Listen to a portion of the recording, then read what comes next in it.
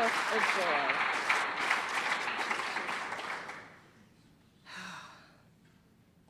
Give a hand for Phyllis, your chairman.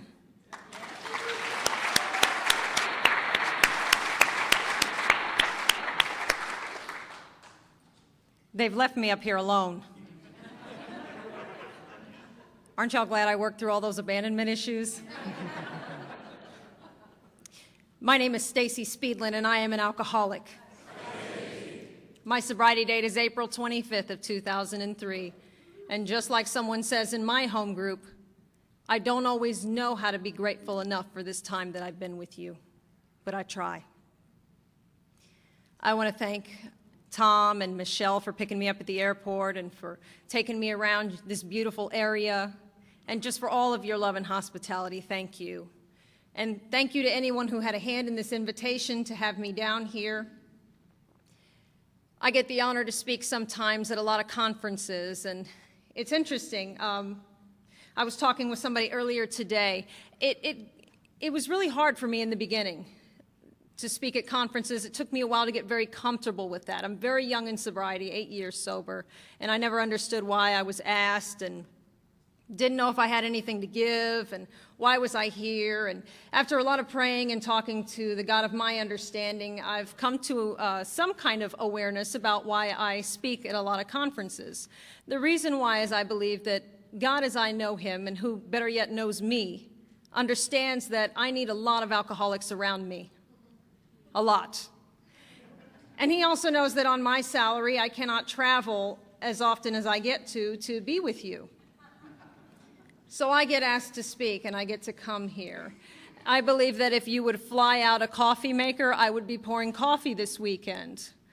But you don't. You fly out speakers, so I've been asked to speak, and that's because Spirit knows that I need you. I needed to hear everything that the speakers have said this weekend and what Robert is going to say in the morning. I need to hear everything that you all have shared with me on the patio, in the hallway, just even overhearing your conversations. You've given me so much. And I say all that to say this. I hope that I never get to a point where I believe that I'm coming to a conference to share something with you, that that's my sole purpose for being here. I'm not saying that I don't have anything to give, but I hope that I never get to a place where I think I'm helping Alcoholics Anonymous more than it helps me. And hopefully, at least in my experience, I believe if I stay with you long enough, I'll stay right-sized, because that's what y'all do for me. You keep me right-sized. I have a lot of trouble with what's going on between my ears. The obsession to drink has been long gone, but there's still a lot of trouble up here. So, y'all will help me with that. I've had a wonderful time for many reasons. Where I live in San Antonio, Texas, currently it's 107 degrees outside. And I've been praying to get up here as fast as I possibly could. I woke up this morning, it was 65 degrees. I have posted it on Facebook like crazy. I don't think they want me to come home. They're just like, stop, you can just stay there, that's enough. Because it's been hot. It's been hot. And y'all just have beautiful weather and your shining faces. I love the enthusiasm here. I've never been to Indiana. This is my first trip, but I've already got friends here. Interestingly enough, a good friend of mine is up here this weekend, Becky, who I've gotten to spend a lot of time with. A couple of years back, I was speaking at a conference in Texas, and I met Becky. She was 62 days sober, and she followed me around all weekend and asked me a ton of questions about recovery, about Alcoholics Anonymous, about what we do. And she met me up here when she found out I was speaking. We talked, we walked, she asked me a ton of questions, and she recently celebrated 3 years sober. I don't know why I'm here this weekend, but I believe that if I keep my eyes open, I see a lot of miracles. So thank you. Thank you for allowing me to be here. What a privilege. I guess I need to get in my lead at some point. I was born July 16th, 1977, to a Hispanic mother and a Persian father. I don't know a lot about my history. I don't know a lot about this beginning part of my story. I'm still learning. But here's what I do know. My father was not an American citizen. He's from Iran, Tehran specifically, and he wasn't an American citizen at the time. For whatever reason, he didn't want my mother to raise me. So they made a decision on the day that I was born in the hospital that they were going to give me up for adoption. I was adopted to a wonderful family in San Antonio. What I know is my adoptive parents, my mother grew up in the disease of alcoholism and never felt loved and never felt enough. And she made this decision because they couldn't have children, they adopted. And they both my parents made a conscious decision that they were going to have children, that they were going to tell us that they loved us, and they were going to show us that often. And sure enough, they did. So I was given up for adoption at an early age. My biological parents gave me up right there in the hospital, and they went home and they told their family that I had died at birth. Now, none of this has anything to do with my being alcoholic. I need to get that out of the way first. I do not blame my alcoholism on anything outside of myself, because I know thankfully, by being with you long enough, it has nothing to do with the outside. But I do share this story for a pertinent reason. I understand, because I've been with you, that I have this thing called alcoholic perception. I do not see things right. I see things from this skewed view. The fact of the matter was, I had been given an opportunity to live with a family who could love me, who could give me everything that I have today. The feeling was I had been thrown away by the people who should have loved me the most, and I never understood what I had done wrong. See, that's how my illness of alcoholism manifests itself. It's all about me. It's all about me. Maybe a day old, but already I've done something wrong. All about me. My first sponsor used to say, it's like it's your parade and you're not even in it. That's just how I think. You know, it's just all about me. So I create these stories in my head about things, and I decided that there's something wrong with me, something maybe even bad, you know. And I'm just not enough. And early on, I started believing I'm not enough, and if you knew anything about me, you wouldn't like me, because I know about me, I don't like me. I started telling a lot of lies very early on. I can't always blame that I'm not feeling enough. Most of the time, I like to fabricate stories because I'm very bored with the ordinary. And it just seems like when you lie, things get a little more fascinating. So I'm lying a lot as a young kid. I'm lying so much it's darn near a language. People start finding out that I don't tell the truth. My little school friends start talking. They catch me in all these lies, and they don't want to be my friend anymore, and I'm just having a hard time. I don't want to go to school anymore. I'm frustrated. I'm restless. I'm irritable, and I'm discontent. And when you're 8 years old and you're running the world, it just gets exhausting. See, I didn't get a drink till I was 12. I say that jokingly, but also not. I had been restless, irritable, and discontent for quite a while. And I was not feeling well, and I didn't find the magic of alcohol until 12. Now, I made a conscious decision to drink. I have to tell you that. I saw what alcohol did to some of the people that would come to my parents' house. My parents were not drinkers, but they had some parties at the house, and I saw the way alcohol changed the mood. It did this magical thing for the people that drank enough of it, and I couldn't wait to do that. And at 12 years old, I got into my parents' liquor cabinet. I took some alcohol to middle school with me, had my first drink and my first drunk alone and simultaneously, because like in Texas, I believe in getting it done. And when I had that first drink and that first drunk, I don't have to explain to a lot of the people in this room what that did for me. And what it did for me is it gave me all of those promises that were read at the beginning of this meeting. I began to know a new freedom and a new happiness. I no longer regret the past nor wish to shut the door on it. I can comprehend the word serenity, and I know peace. Alcohol switches that magic switch in my head that tells me that I do not care about what you think. I don't care about what's happening in front of me. I don't care about anything when I'm drinking. And that's all I've ever wanted to feel, because when I'm focused, when I'm sober, I'm worried about everything. How do I look? What does it feel like? What do you think about me? What are you thinking about me right now? All of that stuff is just going on in this crazy mind of mine. And when I drink enough alcohol, all of a sudden it just quiets down. And so I got that. I got that gift. And when I got that gift, I started making decisions that I was going to do this for as long as I could and as hard as I could, and I did. I pursued alcohol into the gates of insanity and almost death. Now, I was 12 when I had my first drink, and I didn't get sober until I was 25. I sobered up at age 25, like your speaker earlier, and when I came to you, it was time. Just like when I took that first drink, it was time. I believe some people go postal. I drank. When I came to you, it was time. When I came to you, they told me that I would live maybe another 3 years, and I believed them. When I came to you, Alcoholics Anonymous, I had a feeling of worthlessness, guilt, and shame like I could not describe. I couldn't look you in the face. When I came to Alcoholics Anonymous, I had been arrested several times. I learned in Alcoholics Anonymous, if you've been arrested more than 3 times, all you have to say is several.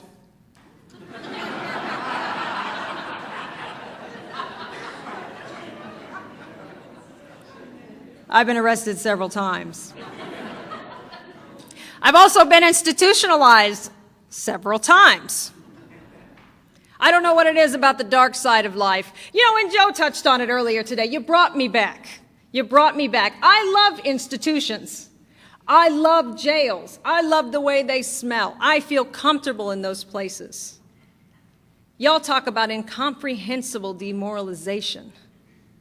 I don't know what that is. Incomprehensible demoralization. I lived there one day at a time. To them, their alcoholic life seems the only normal one. When I came to you, I had given a lot of things away behind getting drunk. It's a no-brainer for me. Go to school or get drunk. I got drunk. When I came to you, I had been kicked out of 3 schools, 3 universities, for many different reasons. Went to my first university at 17 years old. That's nothing to be proud of. I graduated high school, the 4th quarter of the class. Got accepted to Kansas City Art Institute in Kansas City, Missouri.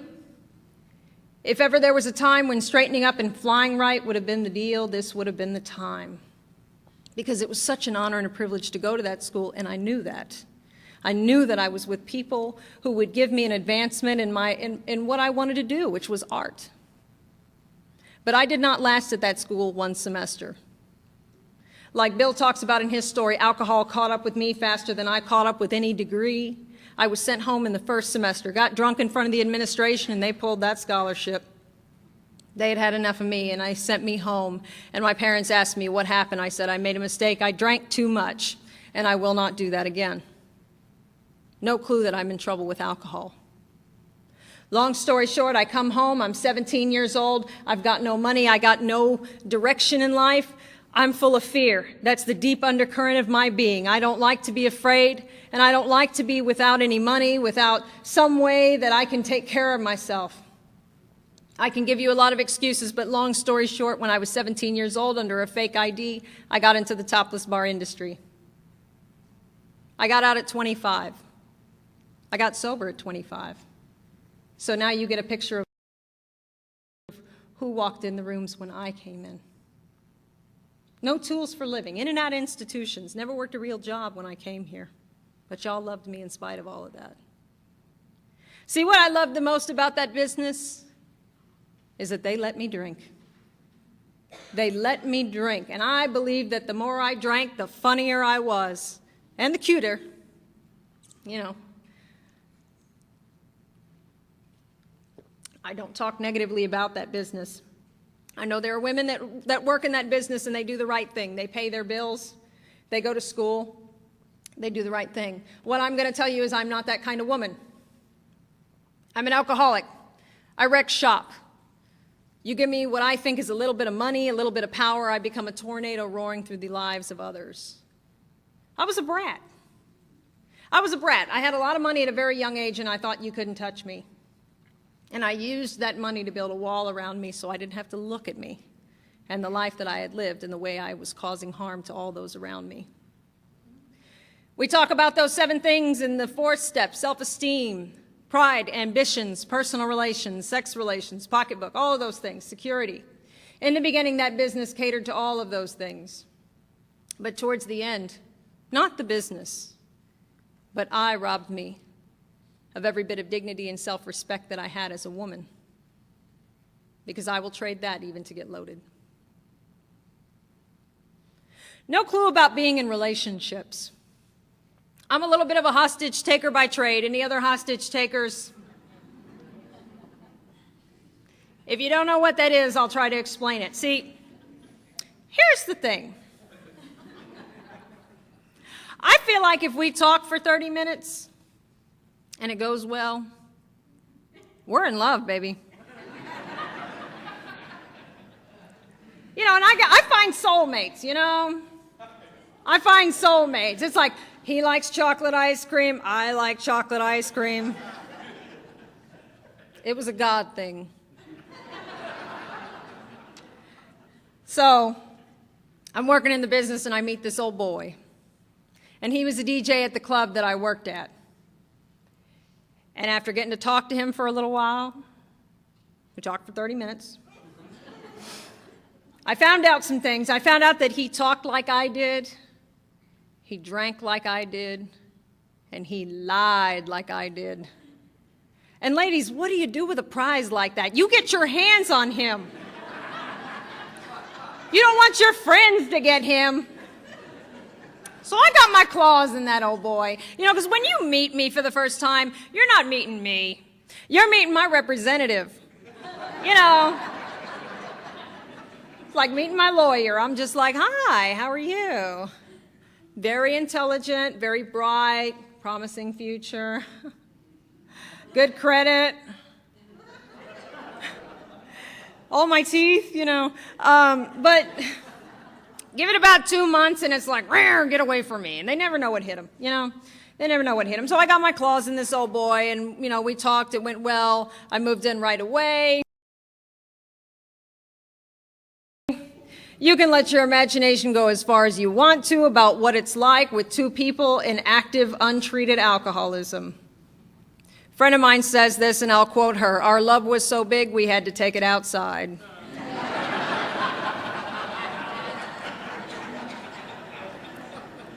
Did wonders for the neighborhood. Yep. Yeah, you know, it's funny. That relationship lasted for a while, and I'll explain the principle behind longevity in this relationship. The only reason we stayed together as long as we did is because both of us swore that we were going to leave each other once we got sober. And that never happened. I was 21 years old when I became pregnant for the first time. And I know that most women, when they find out that they're pregnant, they're excited. They feel the movement of the baby in their stomach and they're happy. That was not my experience. My experience was that I knew I couldn't stay sober for 9 months. And I didn't want that child to have a mother like me. And I didn't know what I could do about that. But I am an actress by trade and a liar. And I put on my smiling face and I said, baby, we're pregnant. And I'm going to clean up my act and I'm going to do the right thing. And I proceeded to detox myself.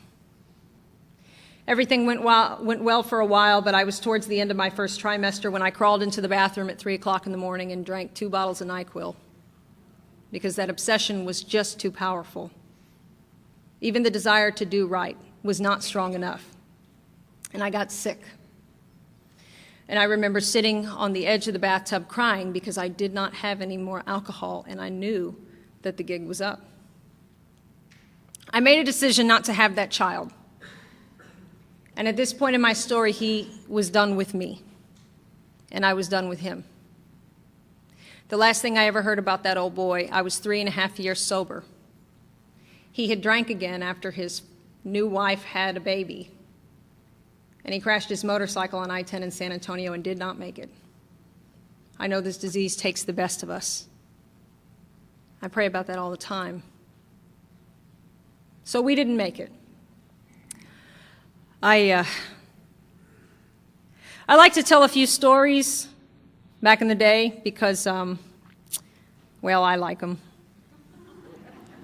No, I do. I like these stories, and I like them for a reason. It reminds me of who I was before I came to you, because how soon I forget. But more importantly, it reminds me of who I can be if I choose to leave you.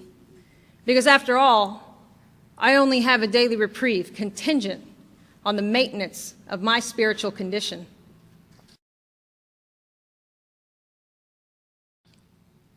I'm an alcoholic.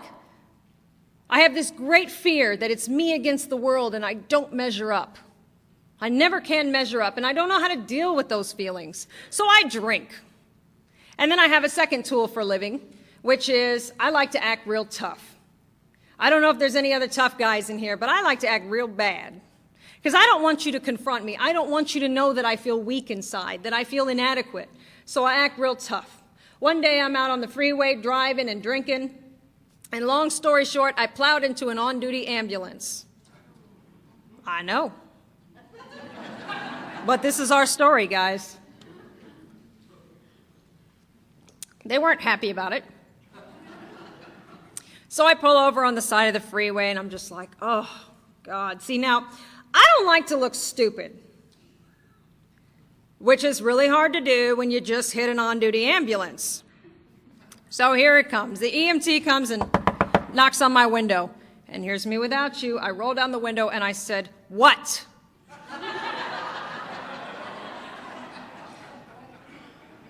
He said, "Ma'am, do you realize you just plowed into an on-duty ambulance?" I said, "Yeah, I know." "What?"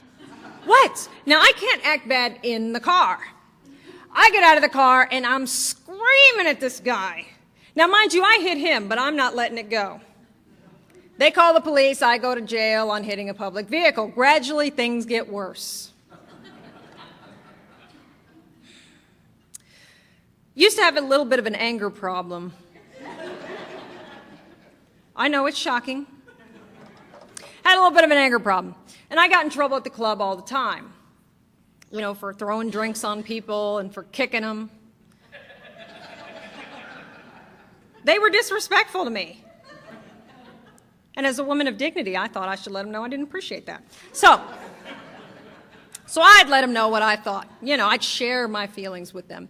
And my boss really got tired of that. And they found this correlation between my little temper tantrums and my drinking. So they banned me from drinking.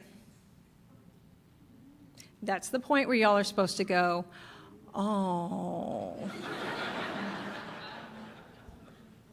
Yeah, see, I haven't been to Al-Anon yet, but I already know. You don't take alcohol away from an alcoholic, you know. And I proceed to tell them that. I'm like, y'all can't expect me to do this and not drink. How am I supposed to do this and not drink? Well, they did it. And I started finding that cunning, baffling, and powerful feature of alcoholism as I know it. The unmanageability for me exists inside of me. It's that internal condition. When I don't have any alcohol in my system, everything gets very, very dull and very ugly very fast. And that knot in my stomach gets so tight, I cannot breathe. And I can only do so well with that for only a certain period of time. So because they wouldn't let me drink at the job anymore, I started finding these outside issues. I believe in singleness of purpose in Alcoholics Anonymous. I will show my respect. But I got to tell you something about outside issues. When I found those, you know, when they put pills in my hand, I don't ever ask, you know, what's this going to do to me? I'm not a complicated kind of girl, okay? I don't like to make things difficult. So I don't ask. Good thing it wasn't X-Lax. I just got a horrible visual. I'm sorry. I'm digressing. Okay, I'm back now. So one night I couldn't get these normal outside issues that I get, so I got these other outside issues. Okay. And I took a bunch of stuff. The room started spinning. I knew I had to go, and I left the club that night, and that's all I remember. I woke up that whenever I woke up, and I looked around and I saw people standing over me with surgical masks on and they're holding me down, and I'm asking them what happened. More importantly, who did I hit? And they said, "Ma'am, we cannot tell you anything.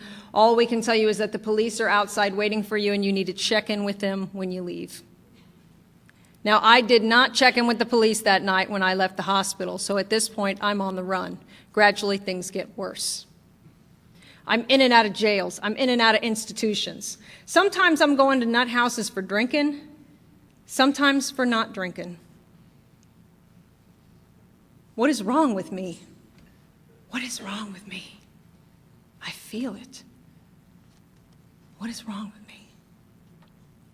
I'm taking all these pills. They're giving me all these diagnoses. They're giving me these pills. I'm walking around with a pill box the size of my home group's chip box.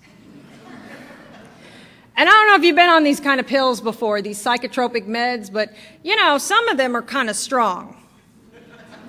And they just kind of let you know when you're going to fall asleep, which is real cute when you're trying to make money. You know, I'm just, oh, yeah, I'm real pretty, and, you know.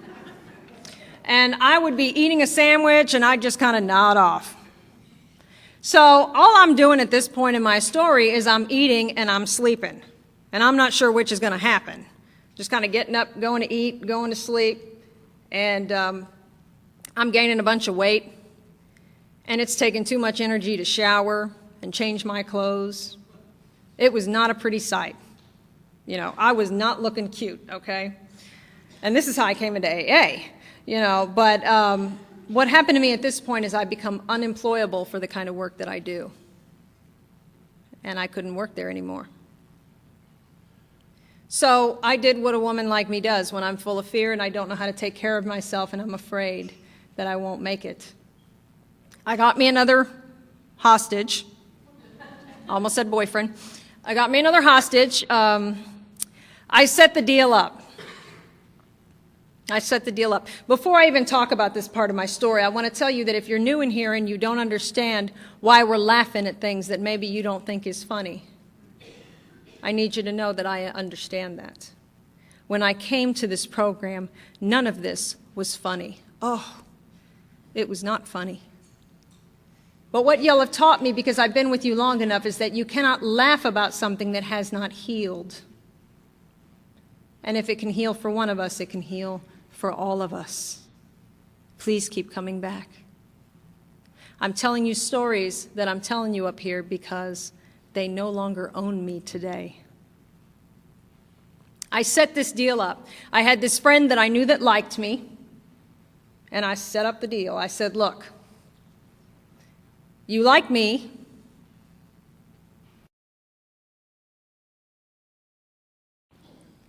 I think I can like you. The sacrifices we have to make. I'm going to move in with you. You're going to work and take care of me. And I'll be good. 2 out of 3 happened. Just saying. It all ended for me one more time going to University Hospital, which is our county hospital in San Antonio, Texas. I was transported there by EMS dead on arrival.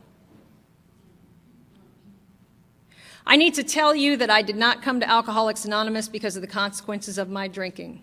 Like I told you, consequences mean nothing to a girl like me. I live there one day at a time. It's always demoralizing the first time you have to do something, the first time you get arrested, the first time you get committed to the nut house, the first time one of them leaves. It's always easier the second time. Which is why I remember to stay in Alcoholics Anonymous and stay in my seat and be counted. Because I remember what I was doing before I came to you, and I know it will be easier the second time. I must not leave you. So I didn't come to Alcoholics Anonymous because of my consequences. I'll explain to you why I came. I'm in the hospital. Obviously, I didn't die. But it was a very interesting experience this time. See, this is not new to me. I've been to county hospital. I've woke up in county hospital before. This is not brand new. MHMR was standing there when I woke up. Now, I'll tell you who they are. You may have an organization like this here in Indiana. If you ever have to get involuntarily committed to an institution, MHMR sends a little assessor out there to ask you a bunch of questions, and then they take that to a judge, and the judge signs the orders, and you're going. And I know MHMR. I've dealt with these people before. I know about MHMR. But I remember that night, the lady was standing there with a box, and she's holding up bottles, and she's saying, this was bought this morning. This was bought yesterday. This was refilled this morning. This was refilled this morning. You took it all. Are you telling me you weren't trying to kill yourself? Now, apparently, they were trying to have me committed on a suicide attempt. But I did not try to kill myself. I drank too much. The book talks about a sense of ease and comfort which comes at once by taking a few drinks. See, in the beginning of my drinking, I was getting that sense of ease and comfort. I told you that switch would flip in my head and I didn't care. I found that spiritual principle of whatever when I drank. But towards the end of my drinking, that wasn't happening. I was restless, irritable, discontent, and drunk. And if you've ever been at that place, when the only solution that you have to life's problems no longer works, I got news for you. It will never work again. You better find a new way to live. That's what they told me.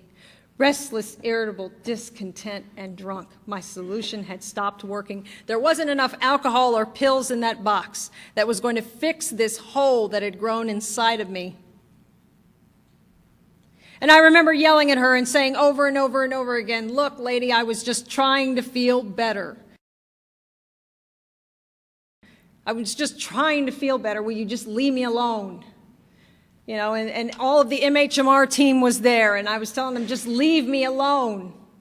And I looked to the right, and my father is standing there.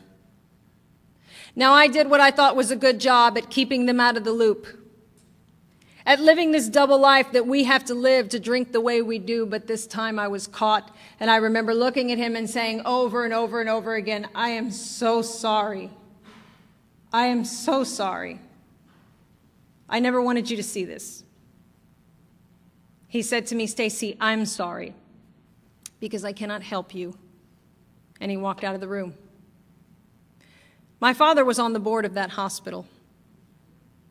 I will never know what that experience was like for him. I would love to tell you that as demoralizing as that was for me, that was the last time I ever took a drink, but that is not the truth. I drank until I went to a treatment center. I am the product of an intervention, but not like the ones you see on TV. My mother had been going to Al-Anon.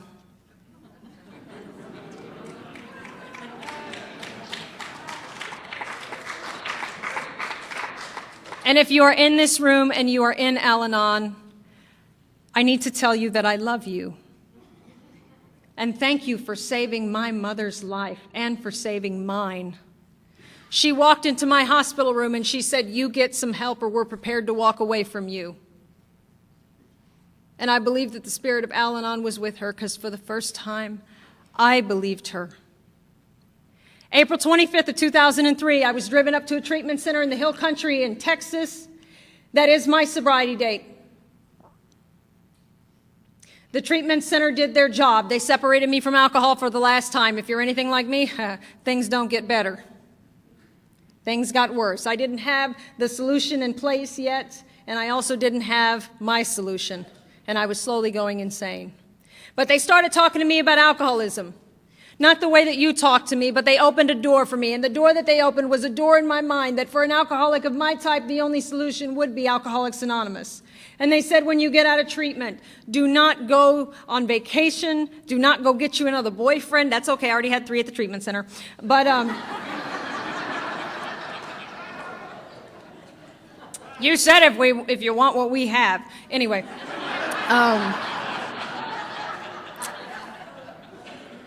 I guess that's not what you meant. They said, don't get a boyfriend, don't go on vacation, go to a meeting of Alcoholics Anonymous, get you a sponsor, and start working the steps like your life depends on it, because clearly it does. They also suggested that I go to a halfway house. Now, when you got nowhere to live, great idea. So I went to this halfway house, and it was the most interesting experience of my life.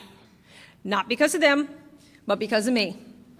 See, I don't know about any other drunks in here, but I don't know how to do daily things like clean the house, clean the bathtub, do the dishes. I didn't, somehow that got past me, okay? So they had to teach me how to mop, y'all. And if there are any sponsors in here, which I know there are this weekend, you'll appreciate this. They put the mop in my hand and they said, okay, Stacy, now put some soap on it and some water. Now move the mop to the left. Now move it back to the right.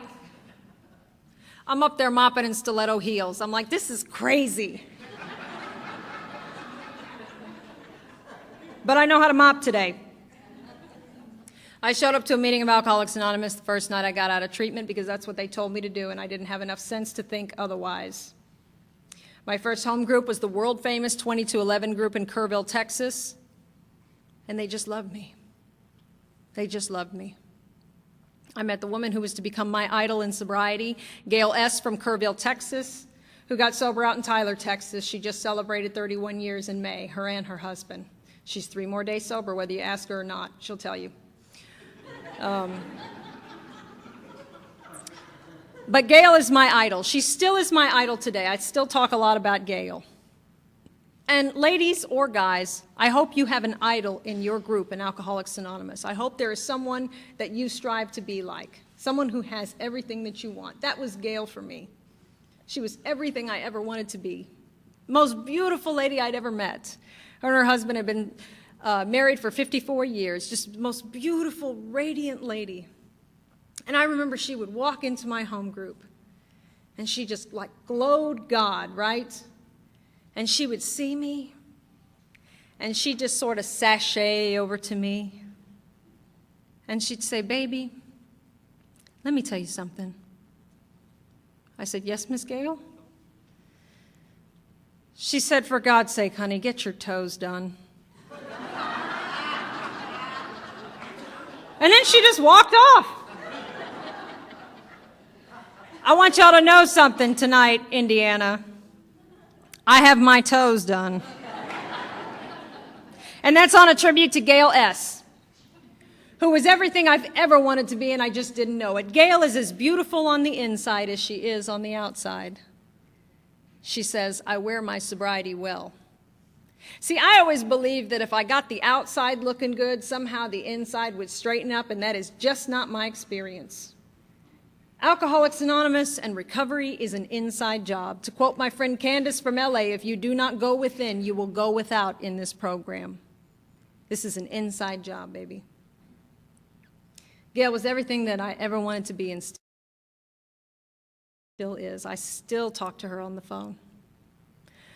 I met the woman who was to become my sponsor, Annie M. from Kerrville, Texas, who got sober out in the suburban group of Austin, Texas. I need to tell y'all that I am a product of some mean sponsorship. Just mean. I don't know if anybody else out there has a mean sponsor.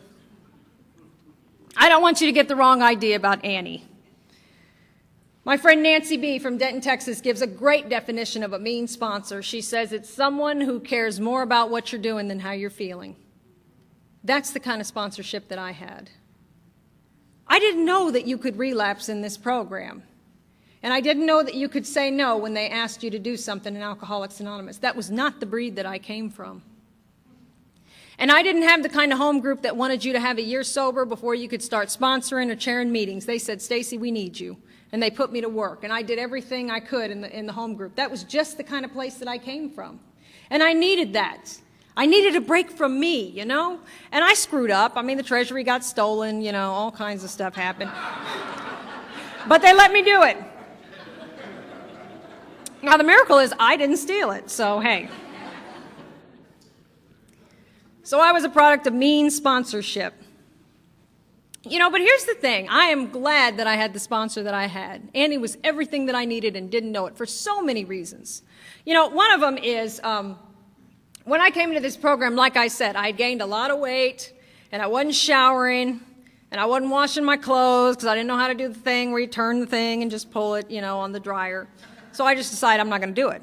So anyway, you know, I'm not looking so good, okay? You know, it is not looking cute up in here. But I was new. So I knew I looked hot, right? I knew I had it going on. I don't have to shower to know that I got it going on, okay? This is a disease of perception. I will see it how I want to see it. For instance, to this day, if I think I need to lose some weight, I will get on the treadmill for 30 minutes and I will get off, look in the mirror, and I think I've lost 10 pounds. I see it how I want to see it. That's bottom line. So, I thought I had it going on, and I was new, and I was on fire, and I was convinced that those old boys were going to appreciate me in their group. And Annie had this way of just puncturing my ego. See, I need a chink in my armor. And Annie could drop those one-liners like it was nobody's business. I don't know where that sponsorship school is that y'all go to. I want to find it, because I know that she wrote the book on one-liners for us egotistical sponsorees. So she dropped these one-liners, like, for instance, one time we were in Walmart, and we were in that aisle. You know the aisle with the candles with the saints on them? I mean, you know how they look, right? They're real beautiful. They have the light around them. Maybe they're holding the heart of Jesus. And I was looking at them. I was like, I would look good on one of those saint candles. And he said, yeah, you can be the saint of mental patients and fallen women.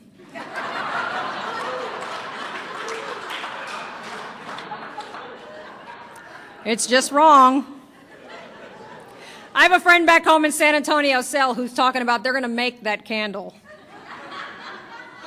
They said it's going to have purple leopard print on it. They're going to put a stiletto on the altar. That's not funny. Y'all laughing at me. So Annie would always do that stuff, you know. And here's the great thing about my sponsor, is that not only did she show me and demonstrate to me the program of action and recovery, but she also taught me how to live in Alcoholics Anonymous, which is important. Because I have found that when I can live amongst you, I can live out there by applying the very same principles. So Annie taught me how to live, and I'm going to share with you some of the pearls of wisdom that Annie M. gave me. I was taught to be on time to the meeting. Where I come from, that's 15 minutes early. And I was taught to stay late. I was taught to work the 12 steps of Alcoholics Anonymous and not the room. I think that's important.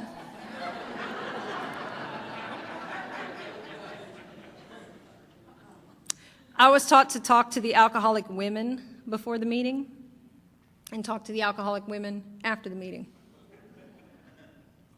I remember one time Annie asked me, she said, why are you always talking to the men? I said, because I can't talk to the women. She said, why is that? I said, because they're jealous of me. Annie didn't miss a beat. She said, that's a load of crap, Stacy. You're a predator and they can smell it. That's why they don't like you.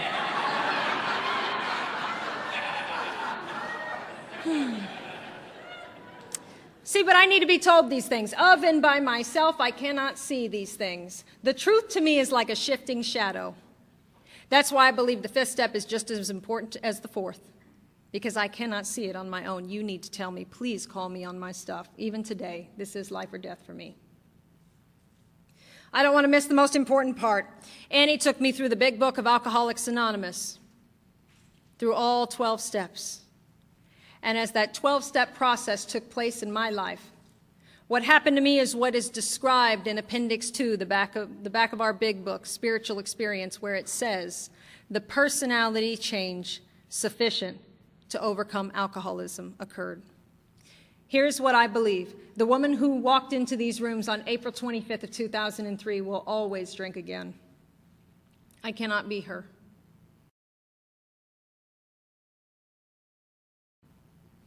I don't want to be her.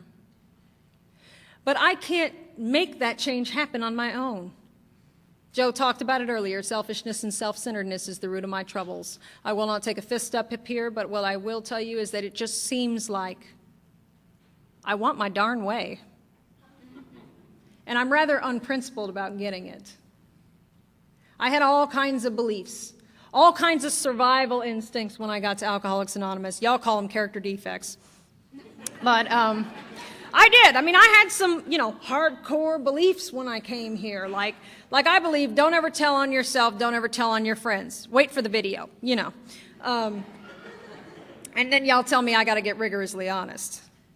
See, I can't do that. I can't cross over and live in a manner by which it takes to stay sober one day at a time. What has to happen to me is the thing that the steps can only do, that no one else, no professional, no other person who loved me, no supportive friend could do for me. The steps, their job is to shrink my ego down small enough to experience the Spirit, or have a spiritual experience, however you want to say it. Because I'm taking direction from Annie. I'm watching my mouth. I'm dressing appropriately. I'm being on time to the meeting. But the change ain't taking place but on the outside. I need a change to take place in my heart. And y'all told me that I had to get connected to a power greater than myself if I was ever to have a chance in this world to stay sober. You told me to find a God. See, I was so far removed from anything spiritual when I got here. It says in our literature, to be doomed in alcoholic death or to live life on a spiritual basis are not easy alternatives to face. Boy, do I understand that, because I was so far removed from a God when I got here. Tell y'all a story. When I was 12 years old, I got committed to my first institution. I was 14 when I got out. So I did some time with them. And I remember when I first got there, I called my parents every day. I said, please come get me. Please come get me. Please come get me. I don't belong here. There are people that like eat checkers and stuff. I don't belong here. But they didn't come. They did not come. They took the direction of a psychiatrist, and out of sheer desire to help their poor, withered away kid, they didn't come. And it hit me one day. They're not coming. And so I walked around that place and something broke inside of me. What I know today is that was my spirit. So one day I'm laying in my hospital bed, wide awake, in the middle of the night. And guys, I swear to God, I saw an angel standing at the foot of my bed. She was beautiful. She was translucent in a blue dress. Just absolutely amazing. And as I saw her, a peace came over me like I had never experienced before in my life. And I reached out to touch her, and she disappeared. Spiritual experience, you bet. But I made a mistake. I told the psychiatrist about it the next day.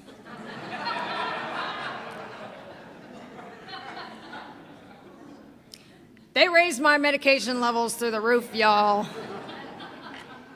I think it was like a week later, they're like, so, have you seen any angels? I was like, no. She's gone.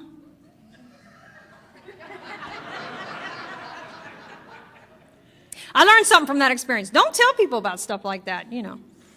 Spiritual experience, you bet. Did it keep me sober? Absolutely not. I've had many experiences like that, drunk or sober, but it does not change me. The change that has to take place, is for me to be free of that selfishness and self-centeredness. I must, or it kills me, because it is the root of my troubles. And if that can happen by way of the 12 steps, then I can be free and unburdened from the very thing that caused my alcoholism in the first place, and that is that feeling that it's all about me, that I am separate from you, I am apart from, not a part of, and I get to stay with you. Annie also told me that if I was to live in Alcoholics Anonymous and visit the world, not do the opposite, where I live in the world and visit AA when I can. She told me to live in Alcoholics Anonymous and visit the world. And she said many miraculous things would happen if I was willing to do that. She said if I was willing to carry the message at any opportunity that they gave me, be of service to Alcoholics Anonymous, that amazing things would happen in my life in between meetings. And what I'm here to tell you tonight is many amazing things have happened. Remember how I told y'all how I lived in that halfway house? Well, when I was about a year sober, I got to run that halfway house, and I started several others in the Kerrville area for women. I got to teach them how to mop. And when I was 2 years sober, I went and worked at the Kerrville State Hospital. And when I was 3 years sober, I went and worked in a treatment center. I used to say that all I have to do is work in Bexar County Jail, and I will have worked everywhere I've lived. I love that. I love that. And, you know, Gail used to tell me all the time, Stacy, you can't get to where I am today from where I was on human power alone. I understand that more today than ever.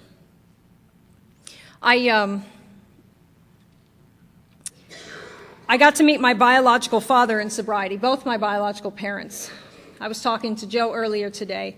You know, I owed these people an amends. They tried to contact me in my life, and I wasn't willing to reciprocate that contact. How do you meet your parents when you're drinking and living the way that I lived? I could not do that. I couldn't do it. But they kept wanting me to. They kept reaching out, and I wouldn't even call back to say, I can't talk to you. I just left them hanging. And at 3.5 years sober, after talking with my sponsor, a lot of prayer and consultation, I made the decision to contact my biological parents again. Sometimes in sobriety, we get to walk through our greatest fears. That's why y'all told me to tap into a power greater than myself, so that I could be empowered to do the things that are not humanly possible for someone like me to step into. So I met my biological father, and I used those words that y'all gave me. I said to him, all those times that you tried to contact me and I didn't respond, it wasn't because of you. It was because of me. I didn't want you to see the way I was living, but I live differently today. And I would be honored to be in a relationship with you. And if there's ever anything I can do to add to your life, please let me know. It has not been easy. I need to tell you that I understand today that my father does not have my tools. Sometimes I believe that he experiences some guilt about the decisions that he made, which he doesn't need to, believe me. But we've worked through that process. I met my father at 31 years old, you know, and we've worked through that process. And what I've learned how to do, because sometimes he won't call me for a while or won't return my calls, and I get it. I totally get it. More than I'd like to, believe me. But I love him for who he is, and also for who he's not. Isn't that what y'all did for me? I can certainly do that for my father. My mother and I have tried very hard. We don't have a relationship at this time. I have tried. I've put my side of the bridge down, but she's not ready yet. And that's okay, because y'all have taught me through the 9-step amends process that timing is everything. I just need to be present and willing, and I certainly am. When I was out there drinking, I did try to get a degree. I went to go get an associate's degree from the community college. That was my last college. And 9 years later, I still didn't have it. As a result of some bizarre events in sobriety, I went back to school. And in 2007, I walked the stage with a bachelor's degree. And this last May, actually 2 Mays ago, not last May, but the May before, I walked the stage again with a master's degree. Not too bad for a drunk.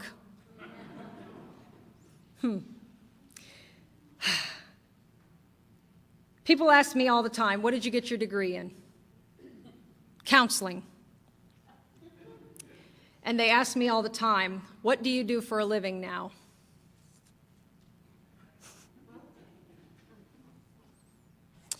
I work for MHMR.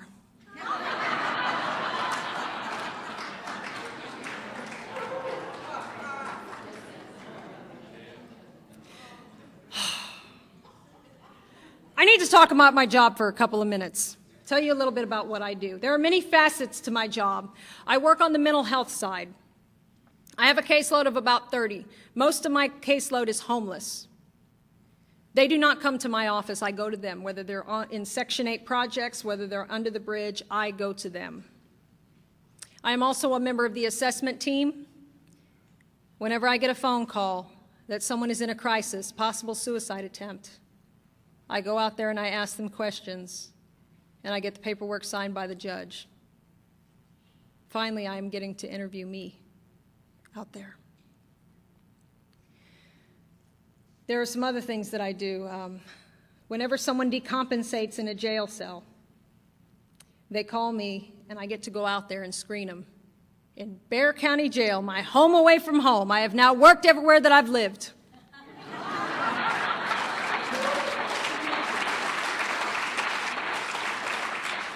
Is that not a tribute to Alcoholics Anonymous? And there's one more thing that I do. I get the privilege and the honor of going out to the police academy and teaching crisis intervention training to the cadets. They trust me to teach cops how to deal with the mentally ill. So in case y'all are worried, don't worry. I got SAPD straightened out. I got this. I got it. We're good. And it's a great thing for me because I got to tell you, I was not able to make those amends to all those cops that I mouthed off to. If they don't come to me, I don't know who they are. There's too many. They just all kind of blur. But now I get to work with the police, and I get the honor and the privilege of practicing these principles in that affair. I love my job. It is an honor and a privilege to do what I do today. I was about 5 years sober when I moved back to San Antonio from Kerrville. I had hit what I thought was a 5-year wall. Through a series of events, I came to understand that it was not a 5-year wall. I had become arrogant again. I'd become arrogant. And I was in a crazy place. I'm very grateful through so many experiences y'all taught me that when in doubt, go to one more meeting, talk to one more person. When I was about 14 months sober, I was sitting down on my couch and I decided to write a suicide letter. Now, I was nowhere near understanding that I had bought that delusion again, that I could wrest happiness and satisfaction out of this world if only I managed well. All I knew is that all hell was breaking loose in my life and I did not have a solution. And y'all had told me that the obsession to drink would be lifted, and it had. I hadn't thought about a drink. But I didn't know how I was going to fix this. So I decided that it was time to exit stage left. And I sat down to write that letter. But I didn't write it. Remember that mean sponsor that I told y'all about? One time I told her that I was going to commit suicide, and she said, "Well, that would be a discourtesy to Alcoholics Anonymous." I never get to do anything. So I started to write this note. I thought, well, I better call her. So I call her. I say, "Annie, I'm thinking about jumping off a bridge here." She said, "Really?" I said, "Yeah." She said, "Well, that's great, Stacy." I said, "What? Excuse me? That's great?" She said, "Well, Stacy, that's the miracle of Alcoholics Anonymous. You'll want to jump off a bridge before you want to drink."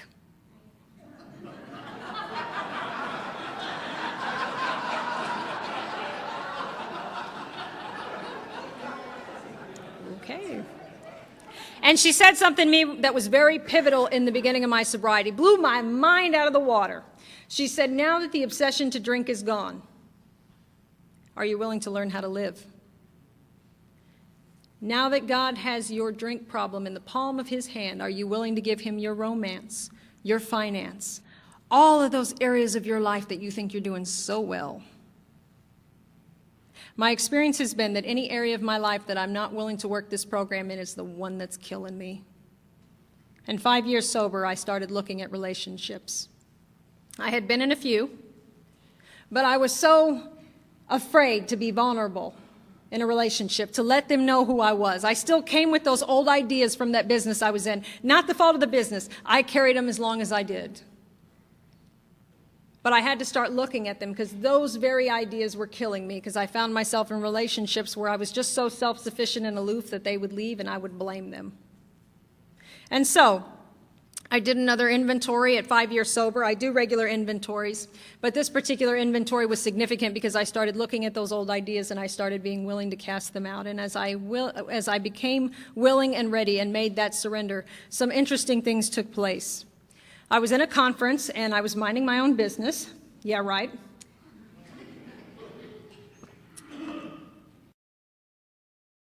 I was minding my own business and I met him. He was 6'10". He was a speaker. He was a pastor, and he was amazing. And we talked for 30 minutes and it went well.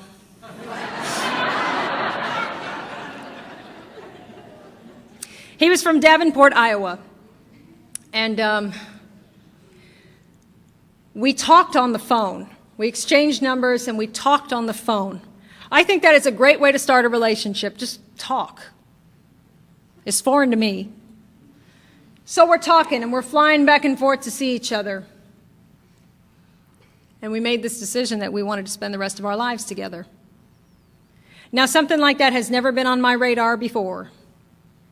I always believed that somehow I had lived in such a horrible way before I got sober that I just didn't have the privilege to celebrate, to wear white, if you will. But I had let those old ideas go, and I met him, and he asked me to marry him, and I was willing, and I said yes. And I was excited because I had this new way of looking at things, and it was just amazing. December 22nd of 2008, I was out in Davenport visiting Ed when he had a heart attack and he passed away. And it just rocked my world. I talk about this a lot from the podium for so many reasons. Number one, if you're new in here, I want you to know the thought to drink never came.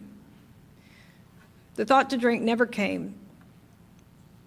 He died on a Monday at 9:15. And I was on a plane back to San Antonio that afternoon at 3 o'clock. I couldn't get another flight. And I was in so many airports, and I was just trying to get home, and there were bars in every airport, and the thought to drink never came. Y'all told me if I found a God of my own, that someday there would be a time when the fellowship could not be in my reach. And the only thing that would stand in between me and a drink was God. And I'm grateful that you told me to find one, that you didn't ask me to rely on you, because that's the only thing that kept me sober that day. I get email on my phone, and as I was traveling from the Quad Cities to San Antonio, it took me 7 hours to get home. But I got emails on my phone from people in the program of Alcoholics Anonymous who I didn't even know, from all over the world, from all over the country. Y'all were there. You were there. You got me through that. I was in so much pain. I thought I couldn't take another breath. And y'all were there. You got me through that. I got into San Antonio at 11 o'clock at night, and that mean sponsor was there to pick me up at the airport. And she brought me back to Kerrville, where I got sober, and I got around people who had gone through that kind of thing. You know, we're never the first ones to go through anything in Alcoholics Anonymous. And y'all walked me through that time one day at a time. There goes the makeup. Crap.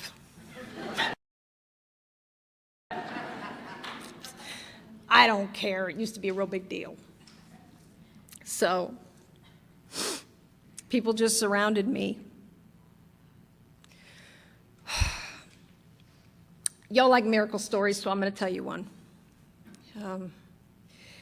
Prior to that time when I was visiting Ed out in Davenport, Iowa, about 2 weeks before, he was in San Antonio, Texas, visiting me. His last talk was in Texas at the Texoma group. And he had given me an iPod for Christmas because I wanted one. I wanted one to take on the plane as I went up to see him. And so I downloaded like $100 worth of music on it, and I took it up there with me, and I asked him to plug it into his computer so that he could charge it, and he lost all my music. That's not the miracle. And he accidentally downloaded some of his talks on my iPod. I said, honey, I have your talks. I have all your talks. I don't need any more of your talks. He died on Monday morning at 9:15. At 3 o'clock, I was on a plane, and I put the earphones in my ears. The talk that was on that iPod was his workshop on grief and forgiveness. And I had never heard that talk before. And he mentioned me in that talk, and what he said was this. He said, if I was no longer here, if Stacy and I didn't work out, I know today that we were both present and there were no loose ends.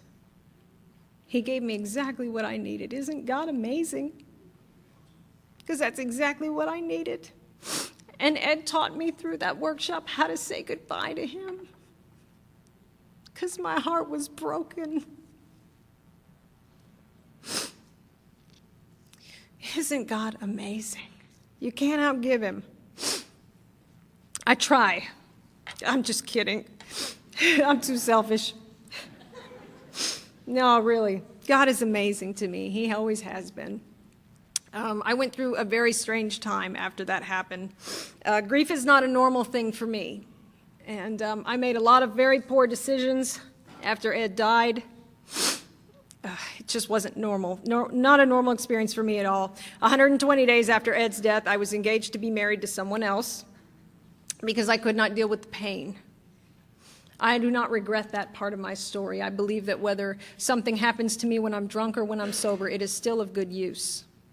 And this part of my story has been many times, but I did make some poor choices. At 120 days after his death, I was engaged to be married to someone else, and all hell was breaking loose in my life. But I got through that time. I had to do one more surrender and to move into acceptance, not process, not walk through, but move into acceptance with the fact that Ed was gone. And I had to come to understand that God had put a man in my life to teach me that it was okay to love someone. I trusted him with everything. I trusted that man, and God taught me that it was okay to trust somebody. And I will be forever grateful for that for the rest of my life. And that old boy that I got engaged to be married to, well, we made the decision both simultaneously that that was not the right thing to do. He survived that experience. He's seeing a psychiatrist. He's not getting help, they're dating, okay? I mean, you know, Joe, I said to my girlfriends, I don't know how he's going to make it without all this, you know. But he's doing fine. He's doing great. They're doing great. So he made it out of that, and so did I. I walked through that sober and with a deeper surrender, which was necessary for me to stay. I can tell you that I am in a relationship today. I met a man almost a year after Ed had died, and I got through that grief experience. I met someone. I'm in a relationship today with an amazing man who is an Alcoholics Anonymous, also a pastor. I don't pick him like that. I'm just saying, you know. I mean, it's a little ironic given where I used to be. But, you know, we're happy, and he is like my best friend, and I'm very just excited about the future, excited about what Spirit has for me next. I have not been locked up in an institution in over 8 years. Now, I haven't been arrested in about 7.5. And,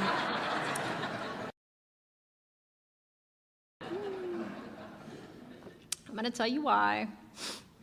Remember how I told y'all that I didn't check in with the police that night? Well, here's the great thing about the state of Texas. You don't have to ask them what you can do to make it right. They'll come tell you. Oh, they came and got me. Actually, they didn't come and get me. They called me. They said, we know where you are. Turn yourself in, or we're coming to get you. I said, I'm on my way. And I didn't know what I had done. I didn't know if they were going to close that door forever. And I took that to my group in Alcoholics Anonymous, and y'all told me that if I wanted victory over alcohol, I could not dodge the police anymore. So I turned myself in, not knowing if they were going to close that door forever. Turns out I hit a piece of the freeway. They charged me with a DWI and evading arrest charge, and I was put on a deferred adjudication probation where if I was to screw up at all, even spit in the direction of the police station, I was going to do 5 to 10. Now, miracle of Alcoholics Anonymous is I didn't realize I was off probation for like 2 months. I was like, what month is it? It's December? I'm off probation. So it is just another day. It is one day at a time. It really is. It doesn't matter. On paper or off paper means nothing to me. What matters to me is I'm a member of Alcoholics Anonymous in good standing. What matters is I stand up in my home group and I am counted. My home group is the Tuesday night Big Book Study in San Antonio, Texas. If you're ever there on a Tuesday night, don't come see us. We're trying to keep our group small. No, I'm just kidding. Actually, we have a big group, and we're excited about new people coming in. We go through the big book, first 164 pages, including Dr. Bob's story, and when that ends, we go through it again and again and again. And some of those old boys have been sober forever, and they're going to say the same thing this time next year, but I show up, and I stand up, and I'm counted for, and I wait for new women to walk in the door. I do get the privilege of working with a lot of new women, and I'm very excited about that. They keep it brand new for me. My house was robbed about 2 or 3 years ago. My little apartment got robbed, and it's funny because I walked in and I saw that the door had been kicked in and they took everything that was, you know, worth anything in my apartment, and I was a poor college student and knew I couldn't replace those items. But my first thought was, you know, I'm an ex-thief. So I was like, well, now I know how that feels. And I was sitting there with the police, and I'm waiting for CSI to come and fingerprint. And I'm sitting there and I'm just thinking, oh, geez, this is not cool. Because after a while, the first gratitude goes away and you're kind of mad about it and it starts building up momentum. And I'm starting to get irritated because I realize I'm not getting my stuff back and they ain't finding nobody. So, I'm sitting there and I'm waiting, and I get a message on Facebook, and it's a woman who says, "You don't know me, but we have a mutual friend. I had a member of my home group that was overseas serving in Iraq, and we kept in contact with him because he couldn't make meetings." She said, "Raul gave me your phone number or your Facebook information, and I was wondering if you could help me. I'm in San Antonio, Texas. I have 7 days sober. Can you help me?" And I sent a message back and I said, "Please call me right now." And I gave her my phone number. We talked on the phone while we were waiting on CSI to get there. And I'm just like, "So what's going on? Tell me about it. Let's talk. When can we meet? Can we meet tonight?" We made a coffee date, and by the time I hung up the phone, the cop is telling me, "I'm so sorry. CSI's not coming. There's nothing we can do." I said, "Hey, it's only stuff." Alcoholics Anonymous comes in for me time and time again. When I'm thinking about them, I cannot think about me, and that's exactly where I need to be free. I have learned through the finding out about my family and my past. Like I said, I still know very, very little, but here is what my perception is today on all of this. My parents made a very difficult choice to give me up for adoption, and it put a hole in their heart. They did the hardest thing that they ever had to do, and that was let someone else raise me. And that my life has been one big love story. These people who love me so much. When I go, and my adoptive parents have been divorced and they've remarried. When I went to my graduation, I was the only person there with 2 mothers and 4 fathers. And I used to be embarrassed about that. I used to be ashamed. I thought I come from the screwiest family in the world. But I sat down with my sponsor and I shared that because it was a painful thing for me. And she said to me, "All of those men care about you, and those 2 women. You are the luckiest woman on the planet to have all of those parents that are involved in your life." And I stopped hurting once she said that. You all have given me a new story. You've given me a new way to see my life, to resolve all the hurt and pain that's been killing me all this time. And I can never show my gratitude enough to you. If you're new in here, I want to leave you with this. This goes far beyond not drinking 1 day at a time. That is only the first miracle. There are so many others. These past 8 years have not been the best years of my life. The big book tells me the most satisfactory years of my existence lie ahead. So I hang in for that, and I hope I can always stay with you. I want to close with some song lyrics. I promise I'm not going to sing, Chuck. I'm not going to sing. I will not put you through that pain. But here's the thing. I will quote the song lyrics. I don't know about anybody else, but I love music. I listen to hip-hop music, okay? That's usually when it gets quiet. That's all right. You're like, "Well, she had us until she mentioned the hip-hop. I don't know." That's okay. I love hip-hop music. I just love it. I'm crazy about it. And there's a song by DMX, and I'm going to quote the lyrics to you. And it's in the form of a prayer, so I know y'all will appreciate it. Because it describes what my life is like today, thanks to the program of Alcoholics Anonymous. And it goes something like this. It says, "God, it is you who wakes me up every day. I am forever grateful for your love. This is why I pray. You let me touch so many people, and it's all for the good. I influenced so many children. I never thought that I would. And I couldn't take credit for the love that they get, because it all comes from you, God. I'm just the one that's giving it. And when it seems like the pressure gets to be too much, I take time out and pray and ask that you be my crutch. God, I am not perfect by a long shot, I confess to you daily. But I work harder every day, and I hope that you hear me. In my heart, I mean well, but if you'll help me to grow, then what I have in my heart will begin to show. And when I get going, I'm not looking back for nothing, because I will know where I'm headed, and I'm so tired of the suffering. I stand before you, a weakened version of your reflection, begging for direction, for my soul needs resurrection. I don't deserve what you've given me, but you never took it from me, because I am grateful and I use it, and I do not worship money. If what you want from me is to bring your children to you, my regret is only having one life to do it instead of two. Amen. God bless you. Thank you.